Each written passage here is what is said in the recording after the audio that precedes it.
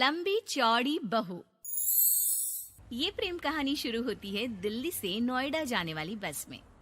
जिस बस में सवारी कर रहा होता है पराग और उस बस की कंडक्टर होती है अनुराधा। ओके, टिकट दिखाओ, टिकट टिकट।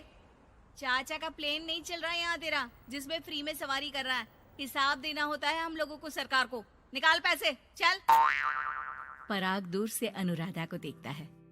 अरे यार, कितनी धाकड़ लड़की है। मजाल है कोई कुछ बोल दे। कितनी समझदार और कितनी कॉन्फिडेंट। आज से मैं तो इसी बस में घर जाया करूंगा।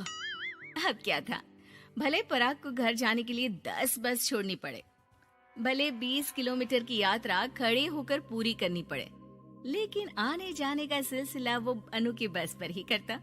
एक दिन, ओह क्या करता है तू? हाँ, मैं नोटिस करती हूँ, देखता रहता है मुझे जब देखो तब। हाँ, वो मैं तुम्हें पसंद करता हूँ और शादी भी तुम्ही से करूंगा।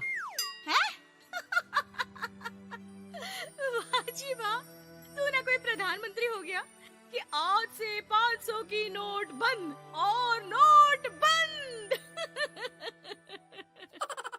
नाजीना, इतनी तो नहीं चलती, लेकिन हाँ, तुम्हें प्यार करता हूँ। तुम्हें कोई प्रॉब्लम नहीं होने दूंगा, ये वादा करता हूँ। हाइट देखिए अपनी। मेरे लिए कोई ऐसा लड़का चाहिए जो मेरी तरह लंबा चौड़ा हो। अरे जोड़ी भी तभी अच्छी लगती है। जरूरी नहीं है, जो आपको खुश रखे, आपकी इमोशंस को समझे और आपसे बहुत सारा प्यार करे, जोड़ी तो उसी के साथ अच्छी लगती है। फिर क्या था, हीरोइन को हीरो से प्यार हो जाता है और दोनों शादी कर लेते हैं। शादी के बाद, देख, अब तो इस घर की बहू है। अगर समझ गई है तो ये कंडक्टर वाली ड्रेस पहनकर घर से निकलने की जरूरत नहीं है। पराग अच्छा कमाता है तो तेरी नौकरी की भी जरूरत नहीं है हम लोगों को। अरे कैसी बात कर रही है माँ जी? यूँ कोई सरकारी नौकरी छोड़ता है क्या? और जब मेरी नौकरी लगी थी, मेरी अम्मा कितनी खुश हुई थी पता है? मैं तो नौकरी करूंगी। अरे नौकरी करेगी तो डंडे से मारूंगी, और हाँ, जो निकली घर से बाहर ना तो हाथ पैर तोड़ दूंगी और घर से बाहर निकाल दूंगी, देख लेना। अनु को समझ में नहीं आता कि वो सास को कैसे समझाए कि सरकारी नौकरी लगना आसान बात नहीं होती और उसने इस नौकरी को पाने के लिए कितनी हार्ड वर्क की थी। रात को अनु पराग से बात करती है। देखो पराग, मैं नौकरी करना चाहती हूँ। मुझे नहीं पता था कि तुम्हारी माँ को मेरी नौकरी से प्रॉब्लम होगी, वरना। सी बात नहीं है, मैं माँ को समझाता हूँ। अगले रोज, देखो माँ, महंगाई का जमाना है और मेरी प्राइवेट नौकरी है। आज है कल का पता नहीं। वैसे भी अनु की सैलरी मेरी सैलरी के बराबर है। अगर ये भी नौकरी करेगी तो हम लोगों को जिंदगी जीने में आसान हो जाएगी ना। सास को बेटी की बात समझ में आती है और वो अनु की नौकरी के लिए मान जाती है। अगले रोज, बेटा बहू, तुम लोगों को लेकर मुझे कुल देवी के दर्शन के लिए जाना है, तो रविवार को दोनों सुबह ही तैयार हो जाना। अगले रोज दोनों तैयार हो जाते हैं और कुल देवी के मंदिर पहुंच जाते हैं। क्या संतोषी बहन, ये कैसी बहू ले आई हो? बहू बेटा लग रही है और बेटा बहू। अरे कोई पहलवानी लड़ानी थी क्या जो इतनी लंबी चौड़ी बहू ले आई? अब क्या बताए पंडित जी, जो बेटे ने पसंद किया हमने उसे हाँ कर दी। अब बेटा जाने और उसका परिवार, और ये तो बस कंडक्टर की नौकरी करती है इंटरस्टेट। और सच्ची, वाह वाह वाह, यह तो बड़ी बात है संतोषी। तुम तो किस्मत वाली निकली जो सरकारी नौकरी की बहू ले आई। यह तो वही बात हो गई कि घी के लड्डू का कोई शेप थोड़ी ना देखता है तो घी का लड्डू ही। सास को बहू की तारीफ सुनकर बिल्कुल अच्छा नहीं लगता। वो जल्दी से पूजा पाठ करवा कर उन लोगों को घर ले आती है। एक रोज, संतोषी बहन, तुम लोगों का घर बड़ा अजीब सा लगता है।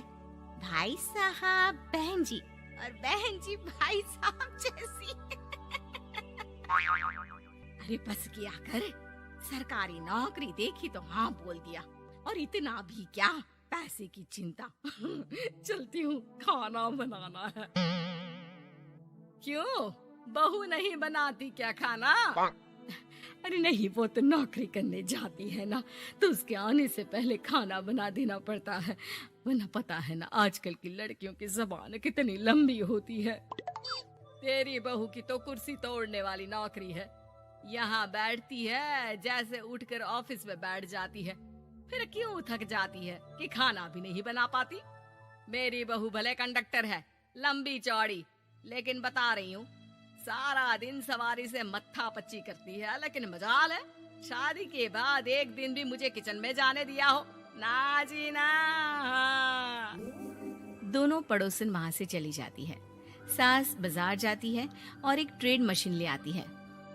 अरे माँ जी, इस उम्र में आप घर पर जिम खोलेंगी? अरे तेरे लिए लाई हूँ, रोज चलाकर 2 घंटे इस पर पतली हो जाएगी। और खाना कम खाया कर, जब देखो बकरी की तरह मुंह चलता रहता है तेरा। वाह जी वाह, एक ही तो शौक है खाना खाने का, वो भी रोक दो। हाँ, लेकिन सास तो सास थी। बहू के खाने से लेकर एक्सरसाइज सबका हिसाब किताब रखने लगती है। अरे मैं मोहल्ले वालों को बताकर रहूंगी कि मेरी बहू भी शिल्पा शेट्टी की तरह पतली हो सकती है। वही बहू बस में जब सवारी का टिकट काट रही होती है, उसे चक्कर आ जाता है और वो गिर जाती है। सवारी हैरान परेशान हो जाती है और ड्राइवर को वहाँ बुलाती है। अरे शहर नहीं थी हमारे कंडक्टर साहिबा, लेकिन जब से शादी हुई है बकरी बन गई है। सास को तो बस इनके खाने की ही लगी रहती है। ड्राइवर बस में बिठाकर बहू को घर छोड़ आता है और सास को कहता है, अरे पता है आपकी बहू कितनी धाकड़ है, किसी को बात करने से पहले 4 बार सोचना पड़ता है कि बोले या ना बोले, कहीं झापड़ ना पड़ जाए। और आप है कि इन्हें बकरी बनाने में लगी है। अरे चुप, निकल यहाँ से। मेरी बहू है, मैं इसे बकरी बनाऊं या फिर गीदड़, तुम्हें क्या पता लोग कैसा मजाक उड़ाते हैं कि बहू इनकी बस की कंडक्टर है। बोलो मुझे कैसा लगता होगा?